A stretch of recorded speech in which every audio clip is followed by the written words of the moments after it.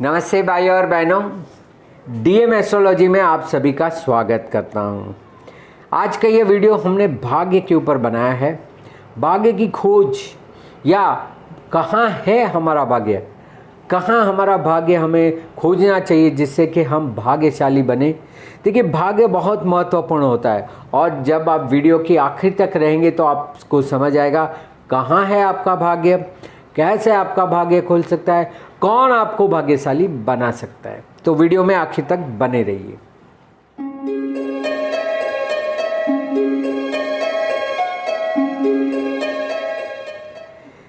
तो चलिए शुरू करते हैं आज का चैप्टर भाग्य। देखिए, मिसिंग लक मतलब कि आपको पता ही नहीं आपका भाग्य कहाँ है या आप खोजे कि अपना भाग्य कहाँ है, क्योंकि हर एक के पास भाग्य होता है। भाग्य ही होता है जो एक हमारा सपोर्टर होता है। हम जो भी कार्य करते हैं उसमें एक जो कुदरती शक्ति मिलती है। देखिए, भाग्य 3 प्रकार के होते हैं: भूमि का भाग्य, मनुष्य का भाग्य और स्वर्ग का भाग्य, जिसको हम अर्थ लक, ह्यूमन लक और हेवन लक कहते हैं। हम सभी इस पृथ्वी पे रहते हैं, ठीक है ना, यही पृथ्वी में रहते हैं, पर हमारा खुद का कर्म ऐसा है जिससे हम कोई एक स्तर पे रहते, दूसरे ऊपर के स्तर में रहते, कोई और निम्न स्तर में भी रह जाता है। सो ये ह्यूमन लक हमारा मनुष्य का भाग्य होता है। जब भूमि का भाग्य और मनुष्य का भाग्य जुड़ता है, मतलब कि वास्तु और ज्योतिष का समन्वय होता है, तब पूर्ण भाग्य खुलता है, जिसको हम हेवन लक या भाग्य या आशीर्वाद कहते हैं। सो आज वही जानेंगे कि हमारा भाग्य है कहाँ पे। तो आइए चलिए देर नहीं करते, आपको आपके भाग्य से परिचित करवाता हूँ। अब देखिए, इसके लिए 4 चीज़ों की आवश्यकता रहेगी। आपको 4 चीज़ों का ध्यान रखना है कुंडली में, और आपको स्वयं तय करना है कि इसकी स्थिति कहाँ है और किस तरह से आपको भाग्य मिलने वाला है। सबसे पहले बात करेंगे तो नवम भाव। अब जो नवम भाव होता है वही भाग्य भाव है। नवम भाव का स्वामी, इसको भी हम जानेंगे कि नवम भाव का स्वामी कौन है, किस तरह से भाग्य खोलने को इशारा कर रहा है। नवे भाव का कारक जो गुरु महाराज है, और नवांश में नवम भाव। देखिए, ये बहुत महत्वपूर्ण है कि नवांश का नवम भाव, नवांश का नवम भाव होता है वो आपका गुप्त भाग्य होता है। बहुतों को नहीं पता होता है, पर यही आपका चाबी होता है। यही चाबी से आपका पूर्ण भाग्य खुलेगा। तो नवांश के आपके नवम भाव को देखिए, उसके स्वामी को देखिए वो कैसा बैठा हुआ है। सो ये 4 चीज़ें अगर आपके पास है, नवम भाव का स्वामी, नवम भाव का कारक गुरु और नवांश का नवम भाव, ये 4 चीज़ों से तय होगा आपका भाग्य कैसा है, कहाँ है, कैसे प्राप्त करेंगी। तो आइए चलिए देखते हैं पहले 3 साधारण नियम। पहला तो सबसे पहला आपको देखना है कि आपके नवांश का नवम भाव का स्वामी जन्म कुंडली में कहाँ बैठा है। मैं बताऊंगा कहाँ बैठा है तो किससे भाग्य खुलने वाला है। देखिए, ये चाबी है। आपकी जन्म कुंडली आपका ताला है और आपका नवांश कुंडली उसी का चाबी है। तो भाग्य का चाबी जो आप जन्म कुंडली में ढूंढ रहे हैं कि भाई मेरा नवम भाव क्यों नहीं खुल रहा है, उसका चाबी नवांश के नवम भाव में पड़ा है। तो नवांश का नवम भाव स्वामी जन्म कुंडली में कहाँ बैठा है, पहले वो देखेंगे। दूसरा उल्टा देखेंगे, जन्म कुंडली का नवम भाव का स्वामी भाग्येश नवांश में कहाँ बैठा हुआ है। अब देखिए, जो नियम है वर्ग कुंडलियों का ऐसा है, राशि तुल्य नवांश, नवांश तुल्य राशि, मतलब कि जन्म कुंडली का ग्रह नवांश में कहाँ बैठा है वो देखना है, और उलट में नवांश का उस भाव का स्वामी जन्म कुंडली में कहाँ बैठा है। तो पहला हम देखेंगे नवांश का भाग्य जन्म कुंडली में कहाँ बैठा है, भाग्येश मतलब नवम भाव का स्वामी। जन्म कुंडली का भाग्येश नवांश कुंडली में कहाँ बैठा है। ये 2 चीज़ें बहुत प्राथमिक होती है और सबसे महत्वपूर्ण होती है। उसके बाद हम देखेंगे नवम भाव जन्म कुंडली में, नवम भाव और कारक गुरु का समन्वय, ये दोनों का संबंध कैसा है। ये दोनों जिस तरह से जिस दिशा में जाएंगे आपका भाग्य भी वहीं कहीं पे है। सो आपको ढूंढने के लिए ये होगा कि आपका भाग्येश कौन है। यदि आपका भाग्य स्वयं गुरु है, जैसे आप मेष लग्न ले ले या कर्क लग्न ले ले, तो आपका भाग्येश ही गुरु है। तो फिर आपको कहीं खोजने की जरूरत ही नहीं है, आपका भाग्येश और कारक गुरु दोनों एक ही है। और यदि आपका भाग्य सूर्य है, चंद्र है या मंगल है, हम देखेंगे कौन से लग्न में होता है। यदि आपका भाग्य सूर्य, चंद्र, मंगल है, गुरु तो है ही, तो वो गुरु के मित्र में आते हैं, उसके गुड बुक में आते हैं। आप देखिए मैंने एक वीडियो बनाया ईस्टर्ली वेस्टर्ली प्लैनेट, बहुत महत्वपूर्ण है। यहाँ पे भी वही नियम में अपना रहा हूँ। आप ज़रूर मेरा नवम भाव जो मैंने 2015 में वीडियो किया था उसको भी ज़रूर देखें। भाग्य स्थान, नवम भाव मतलब भाग्य, उसका क्या विशेष महत्व है वो तो मैंने पूर्ण वीडियो में दिया है नवम भाव का। और साथ साथ में आप ईस्टर्ली वेस्टर्ली भी देखिए तो आपको पता चलेगा कि गुरु के मित्र वर्ग में सूर्य, मंगल, चंद्र आते। तो यदि आपका भाग्य सूर्य है, चंद्र है, मंगल है या स्वयं गुरु है तो समझ लीजिए कि आपका भाग्य सही समय पे सही दिशा में खुल जाएगा, क्योंकि दोनों का समन्वय, दोनों मित्र है। यदि आपका भाग्य शुक्र या शनि है तो ये गुरु के मध्यम आते, न्यूट्रल आते, सम होते। सो ना ही ये गुरु उससे विवाद करेगा ना ही उससे मेल बढ़ाएगा। सो ना मित्र ना शत्रु, सम है। यहाँ पे आपको स्वयं ही प्रयत्न करने पड़ेंगे क्योंकि ना नवम भाव, ना भाग्येश, ना आपका गुरु कारक एक दूसरे के साथ अच्छे संबंध रखते हैं। और यदि आपका भाग्येश बुध है, यदि आपका भाग्येश बुध है तो थोड़ी दिक्कत है, क्योंकि यह बुध गुरु के साथ शत्रुता रखता है, मतलब गुरु बुध के लिए शत्रु है। बुध के लिए गुरु सम है पर हमें देखना कारक से है। सो कारक गुरु से बुध शत्रु होने की वजह से यहाँ पे थोड़ी दिक्कतें आएगी, शत्रुता बढ़ेगी और आपको खुद ही अपना लग बनाना पड़ेगा। अब ये कैसे होगा? तो यदि आपका मेष लग्न है या वृश्चिक लग्न है, यदि आपका कर्क लग्न है, यदि आपका सिंह लग्न है या आपका धनु या मीन लग्न है तो आपका नवम भाव का स्वामी सूर्य, चंद्र, मंगल या गुरु होता है। जैसे मैंने कहा कि मेष और कर्क लग्न में तो गुरु ही होंगे आपके भाग्येश, सिंह लग्न में मंगल होगा आपका भाग्येश, वृश्चिक लग्न में आपका चंद्र भाग्येश होगा, धनु लग्न में आपका सूर्य भाग्येश होगा और मीन लग्न में आपका मंगल आपका भाग्येश होगा। तो यदि यह लग्न है 1, 4, 5, 8, 9, 12 तो समझ लीजिए कि आपका भाग्य अपने आप चलेगा, सरलता से चलेगा और बहुत अच्छा समन्वय करके चलेगा, क्योंकि भाग्येश और गुरु मित्र में है।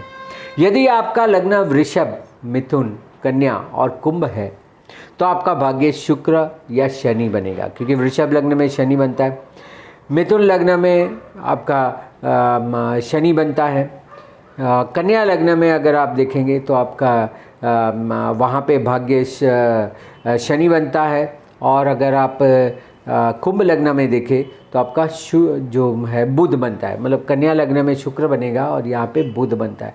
तो शुक्र और शनि अगर आपका भाग्येश है तो आपको आपके भाग्य के लिए स्वयं प्रयत्न करना पड़ेगा। ये न्यूट्रल हो जाता है एक दूसरे का व्यवहार, तो ना आपको लक में सपोर्ट करेगा ना अपोज करेगा। यह आपको अपनी ओर से खुद प्रयास करके आपका भाग्य खोलना पड़ेगा, क्योंकि भाग्येश और कारक अच्छे समन्वय में नहीं है। और यदि आपका लग्न तुला या मकर है, क्योंकि तुला लग्न में बुध और मकर लग्न में भी भाग्येश आपका बुध होता है, तो यहाँ पे शत्रुता होती है। तो आपको आपका भाग्य साथ नहीं देगा, भाग्य कहाँ चलेगा, आप कहाँ चलेंगे। तो आपका समन्वय भाग्य का नहीं रहेगा, ये एक बहुत महत्वपूर्ण है। अब नवम भाव जो आपका भाग्येश है, 9th लॉर्ड भाग्येश जो है वो आपका डायरेक्टर है, वो आपको डायरेक्शन देता है, यहाँ जाओ, इस तरह से भाग्य खुलेगा। जबकि गुरु जो भाग्य स्थान का कारक है, नवम भाव का जो कारक है वो प्रोड्यूसर है, वो भाग्य बनाता रहता है। सो आपका भाग्य कैसे चलेगा, किस दिशा में चलेगा, वो आपका भाग्येश तय करता है, नवम भाव का स्वामी तय करता है। और आपका भाग्य कब बढ़ेगा, कैसे बनेगा, वो आपका गुरु तय करता है।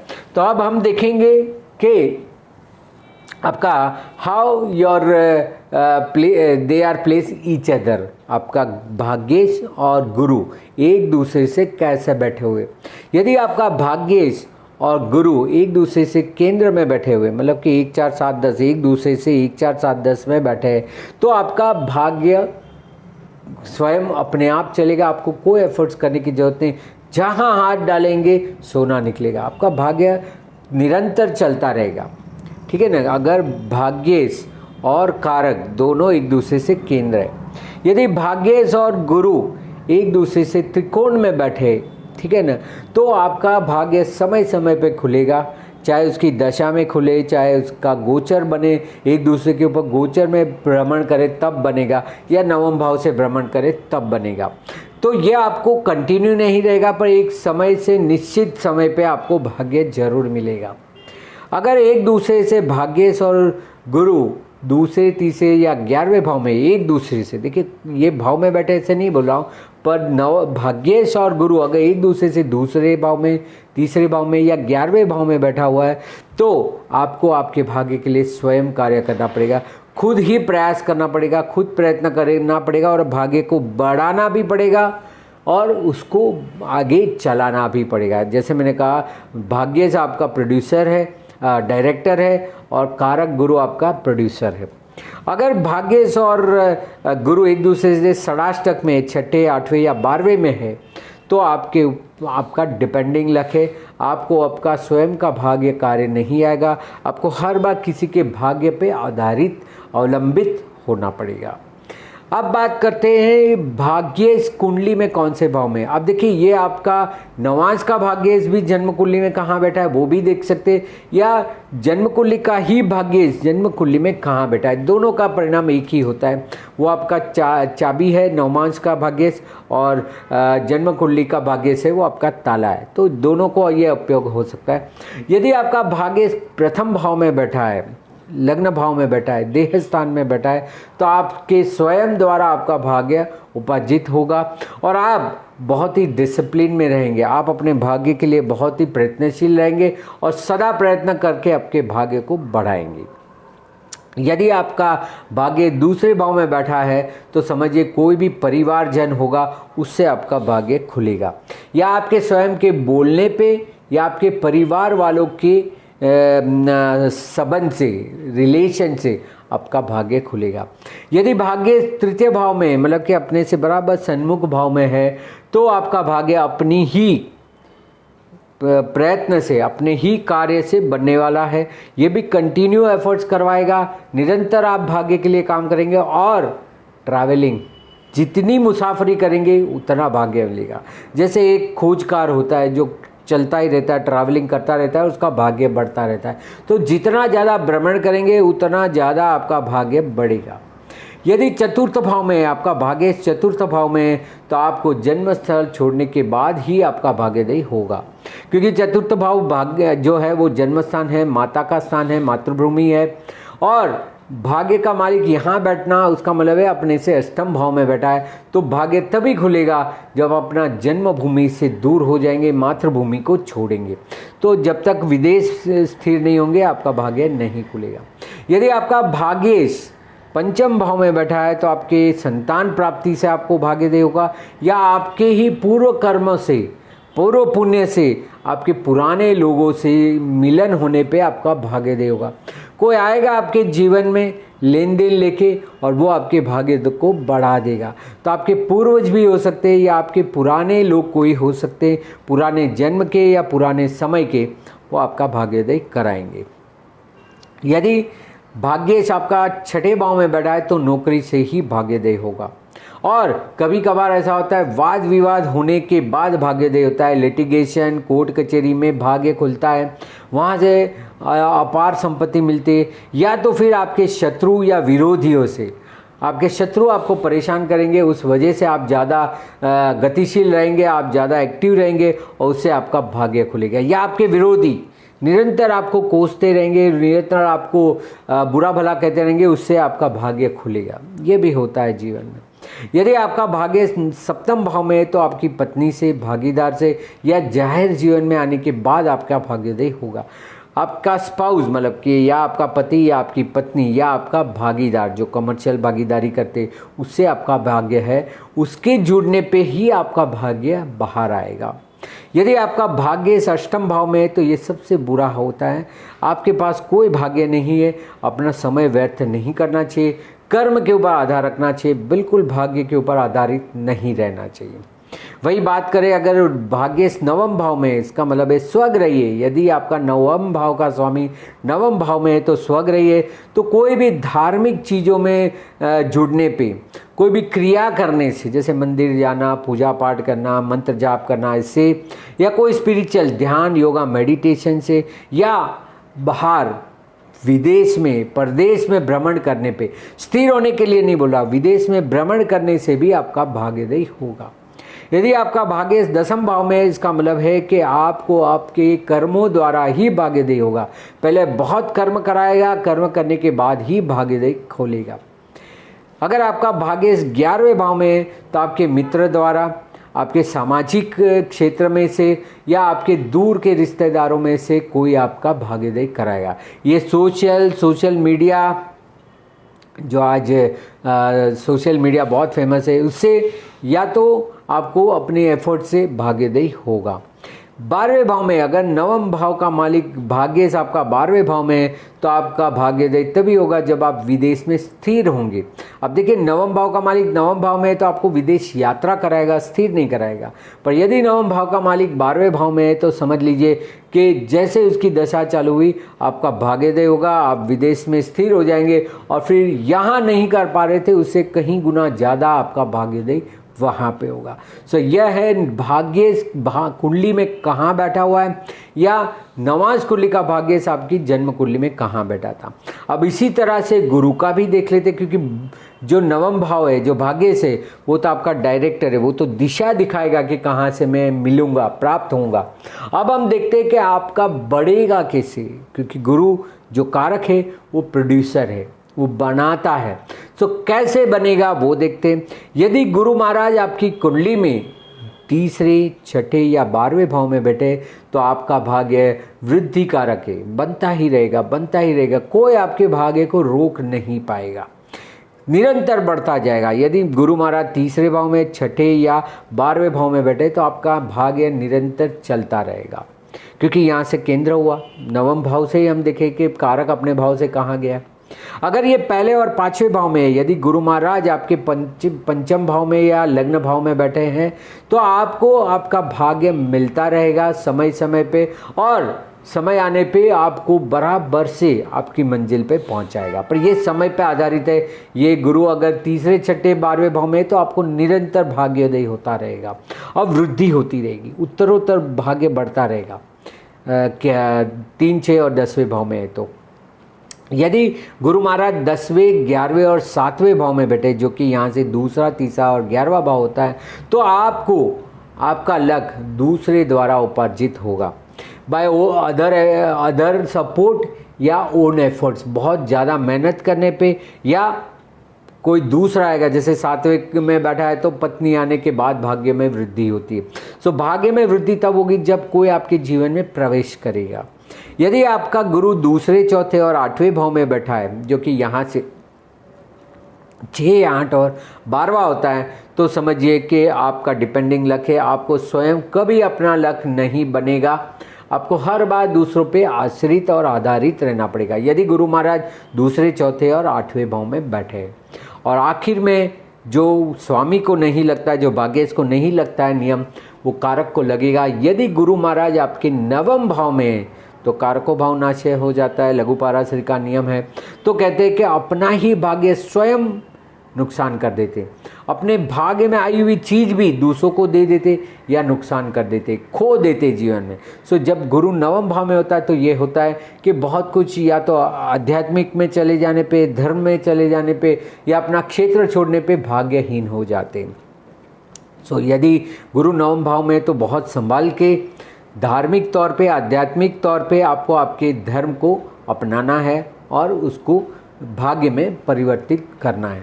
तो इस तरह से जब जब गुरु की महादशा आएगी, भाग्येश की दशा आएगी, भाग्येश की महादशा में गुरु की अंतर्दशा, गुरु की महादशा में भाग्येश की अंतर्दशा आएगी, तब तब आपका भाग्य खुलेगा।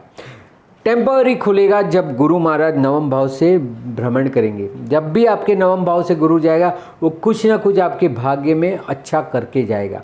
उस समय पे अगर आप जागृत है, उस समय पे अगर आप कोई धार्मिक क्रिया कर रहे, मंदिर जा रहे हैं, मंत्र कर रहे, देखिए ये सब चीज़ों से निरंतर हम पुण्य उपार्जित करते। देखिए ये स्वार्थ से नहीं करना है, पर ये करने पे आपका कहीं ना कहीं पुण्य उपार्जित होता है और वही हमारे पंचम भाव में जमा होता है। सो इसकी दशा, अंतर्दशा, महादशा में आपको बहुत अच्छा लाभ मिलता है। तो इस तरह से अपने भाग्य को खोजे, अपने भाग्य को पहचाने, कहाँ से मिलेगा वो आपको पता चलेगा। इसी के लिए यह वीडियो बनाया हुआ है। आशा करता हूँ, उम्मीद करता हूँ ये सुनने के बाद इसका अनुसरण करने पे आपको भी आपका भाग्य, खोया हुआ भाग्य या आपका जो भाग्य जहाँ कहीं पे है वहाँ से आप उसको खोजने की, अपनी ओर लाने का प्रयत्न करेंगे। उसी के लिए यह वीडियो बनाया है। उम्मीद करता हूँ आप सभी इसका ज़्यादा से ज़्यादा लाभ लेंगे। इसी तरह की वीडियो देखने के लिए या मेरी Hindi channel DM astrology Hindi को सब्सक्राइब कीजिए, लाइक कीजिए और बेल आइकन दबाएं ताकि अगला वीडियो जब भी मैं डालूं तो आपको उसकी सूचना मिलती रहे। और अधिक जानकारी के लिए यहाँ पे दिए हुए व्हाट्सएप नंबर पे आप मुझे संपर्क कर सकते हैं, कंसल्टेशन पा सकते हैं। और मेरी फेसबुक और इंस्टाग्राम में धर्मेश मेहता या DM एस्ट्रोलॉजी में फॉलो कर सकते हैं, जहाँ पे भी मैं बहुत सारे आर्टिकल डालता रहता हूँ। सो आशा करता हूँ, उम्मीद करता हूँ यह आपका भाग्य खोल देगा और आपको कोई भी चीज़ों में ज़्यादा संघर्ष ना करना पड़े, इसलिए यह वीडियो बनाएं। धन्यवाद, नमस्कार।